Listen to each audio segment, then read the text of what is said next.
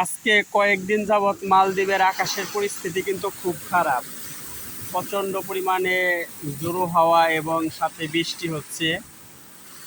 তো সকাল থেকেই কিন্তু একটানা কয়েকবার বৃষ্টি হয়েছে। এখন তেমন একটা বৃষ্টি নাই অবশ্য, কিন্তু আকাশটা অনেক মেঘলা, সাথে হালকা একটু বাতাস আছে। তেমন একটা বাতাস নাই, দেখেন আপনার গাছের দিকে লক্ষ্য করেন, কিন্তু কোনো বাতাস নাই, কিন্তু একদম নিস্তব্ধ। তারপরেও দেখেন এই যে সাগরের পরিবেশ। আর বিশেষ করে সাগরে কিন্তু এখন পানি নাই। যখন ভরপুর পানি থাকে তখন কিন্তু সাগরের ঢেউ, এক একটা ঢেউ প্রায় 10 থেকে 12 ফুট উঁচায় আসে, কিন্তু এখন সাগরে পানি না থাকায় তারপরেও দেখেন কি পরিমাণে ঢেউ আসতেছে।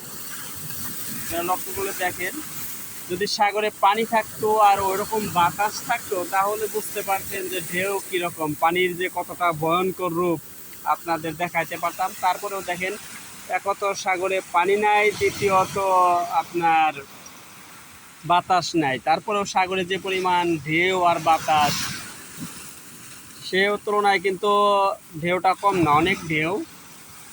তো যেদিকে পানি আছে আপনারা ওই দিকে একটু লক্ষ্য করলে দেখতে পারবেন। দেখেন ওইদিকে কিন্তু পানির পরিমাণটা একটু বেশি, আর ঢেউ যে সাদা সাদা দেখতে পাচ্ছেন ওগুলা হচ্ছে ঢেউ। এক একটা ঢেউ প্রায় 10 থেকে 12 ফুট। তো মালদ্বীপের পরিস্থিতি কিন্তু ইদানিং খুব খারাপ হইতেছে। দিন যত যাচ্ছে, সময় যত যাচ্ছে, মালদ্বীপের আকাশের পরিস্থিতি ততটাই খারাপ হচ্ছে।